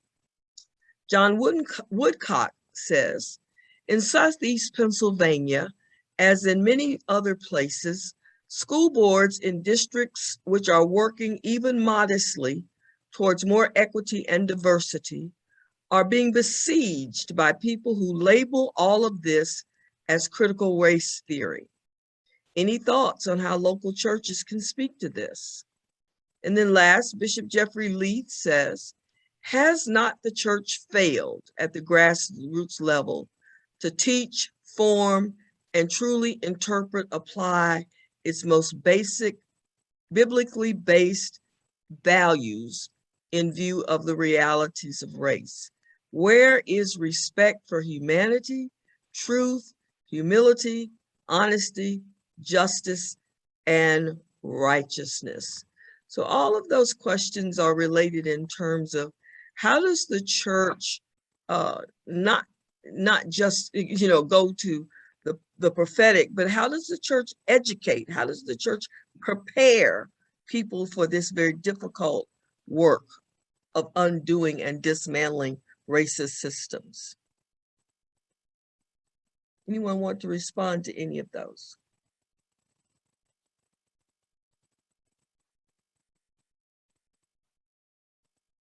Was that too much to digest at one time?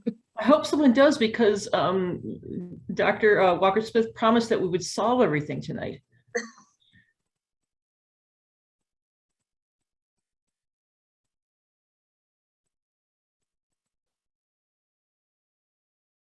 Anyone? Well, let me, I guess I'll say a word about it. Yeah. Dr. Hughes, I was a bit surprised when you named the lie as the myth of white supremacy and the myth of the innocent nation as the only two lies, because I wondered, is the myth of us being a Christian nation isn't also a lie? Of course it is a lie. And I think Ilona or Karen, I can't remember which one, said something very similar to that. And I find in my work that there's a lot of illiteracy in the church about these very basic beliefs that define Christianity. And what do you think has happened in the church that we've lost our emphasis on teaching people these basic beliefs and teaching them how to apply them in real life?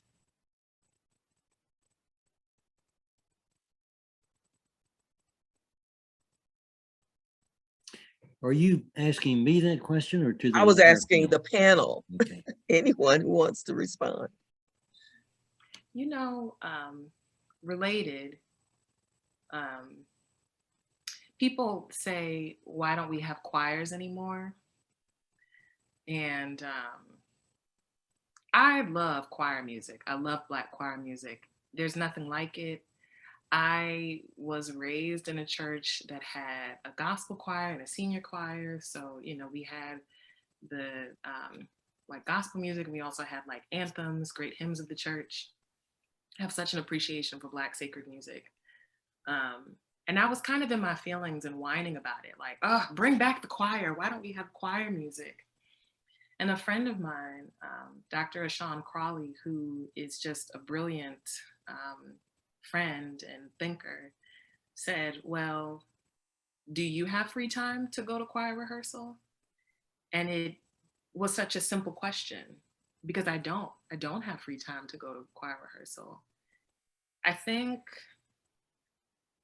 in the same way, a lot of what we are seeing of non-participation, whether it's in worship or the choir or Sunday school or, Bible study, some of it might be that we are not relevant and we are not offering things that people want to participate in. But I also think that given that the cost of living has increased and wages have not, and that people are working more jobs than they've ever had to work, and that this generation that lives, I'm not speaking about Gen Z or millennial, I mean generation is in everybody who's alive right now has to work harder to get less than previous generations. It kind of makes sense that it's hard to teach to an empty room. And I think we have to, not only do we have to make what we offer to people engaging, exciting, worthwhile, we also have to advocate for the conditions for people to have time off and leisure. And that is a backbone of any labor movement, there are so many strikes that are worker strikes that are going on right now because people are worked to the bone. And I don't want to put this all on capitalism, because that is, my answer to everything is capitalism. And what can we do as faith leaders to make community accessible? And I think we have a real opportunity with virtual, engagement, but that also leaves out a whole population of folk who don't have devices or Wi-Fi or, broadband to get them into that fellowship. But I really think we have to ask questions beyond, before the pandemic, people would say, oh, the millennials are all at brunch. That's why they're not in church. Yeah, some of us are at brunch, and some people are at work, and some people are raising children, and some people are taking care of parents because they can't afford to get out. I mean, there are so many other reasons for absence that really compel us to get to the root of what's going on and how we should be invested in the material conditions of folks in our communities. In the Thank labor you. movement of the early 20th century, there's this great anthem.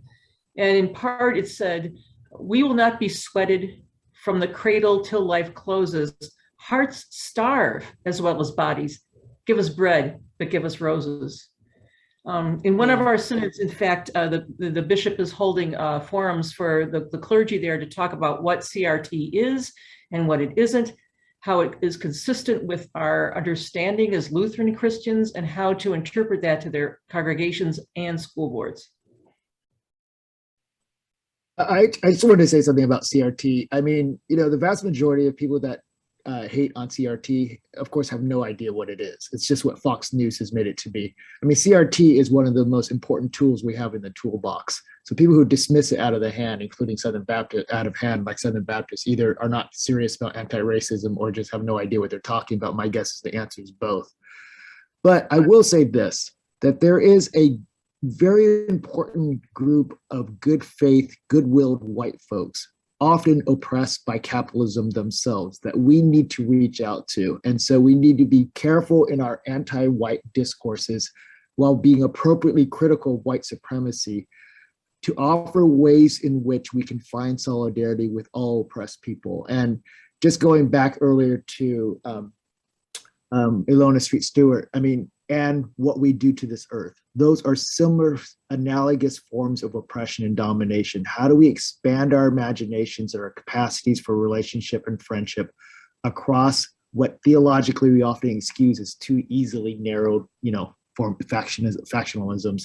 So yeah, I want to say most of CRT is just incredibly helpful, but some people deploy it in ways that cut off bridges that we really need. And I want to say, I know there's been a lot of properly oriented anti-white stuff on in this conversation, but if there are ways in which we can find solidarity, especially with the white oppressed underclass, that will be incredibly helpful. Thank you so much, Dr. Tran. And our time is exhausted. So I want to end with Dr. Tran's comments about finding solidarity. This is the Christian Unity Gathering. And I think that those of us who have been involved in facilitating any change have come to understand that we're always stronger together. So let us keep that message close to our hearts. Thank you so much to each panelist, Dr. Hughes, Dr. Tran, Bishop Eaton, Mrs. Street Stewart, Reverend, is it Reverend Street Stewart?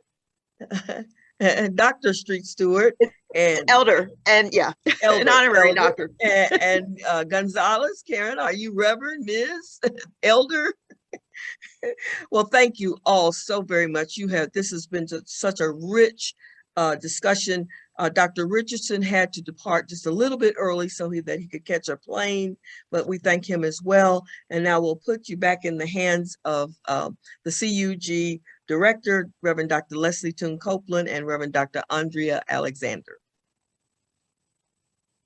This was really great. Thank you, Bishop Jefferson Norton, and all of you. I was musing, there's a lot of text going, everybody is loving this panel, and I was thinking, if we were together in person, Jonathan would be able to drop one of those words that after we met afterwards at the restaurant, and we'd all be up into the middle of the night, waxing poetic and getting to know each other and drinking. I would be drinking coffee or tea, and some would have wine, and new wineskins even, and we would have dessert together. So thank you all. This has just been so rich, and I pray that we will have a chance at some point soon to be together in that way and to be able to continue this conversation. I hope that you all who have joined us have been enlightened and enriched, that you've been pricked, even your hearts have been pricked, and really that you're even thinking about ways that you can do a deeper dive as we think about a racial reckoning and a Christian response. I hope you will also join us tomorrow morning. We will start at 10:30. We have a great day lined up. We're going to talk more on racism and ending racism and racial justice. We'll talk about mental health, amen, somebody, and self-care, especially as we've been in this pandemic life. We'll also have our awards. There'll be a panel on Christian nationalism, and also an international briefing on COVID. We'll hear from what's going on in Africa, the Pacific, and in Cuba, as well as hear from Dr. Francis Collins, who is the director of the National Institutes of Health. So I hope you will just join us again on tomorrow. I am Baptist, and so in my tradition, we gotta say like a closing prayer. So if you will just join me, and again, wave or however, just thank our panelists for just so many. I took so many notes, and I can't wait to reflect on all of it. It's just been wonderful. So let us just breathe for a moment and have a closing prayer together. God, we thank you for how our hearts have been warmed, even, oh God, how you have challenged us and pushed us out of our comfort zones, how you've made us to think more deeply about this work that you have laid at our hands and entrusted to us. God, we thank you for every voice that has been heard today. We thank you for this panel, oh God, for the ways they've even pushed and nudged one another, the way we have thought more deeply about how we treat one another, how we treat your earth, and what you have called us to do in moments like this. So God, we give you thanks and we give you praise, we give you honor. We ask, God, that you would bless even more as not just our time that we have shared together, but what we will do after we hit end, after we get off the call, what we will do tomorrow and the next day and the next, so that your kingdom can truly be on earth as it is in heaven. So we give you honor and praise, and we thank you for the lives that have been touched even by what we've heard, and for the transformation, for what is stirring in our spirits, oh God, for what we will do and take with us and do tomorrow and after that. We bless you and we thank you. It's in the name of Jesus we pray and ask and give you thanks. Amen.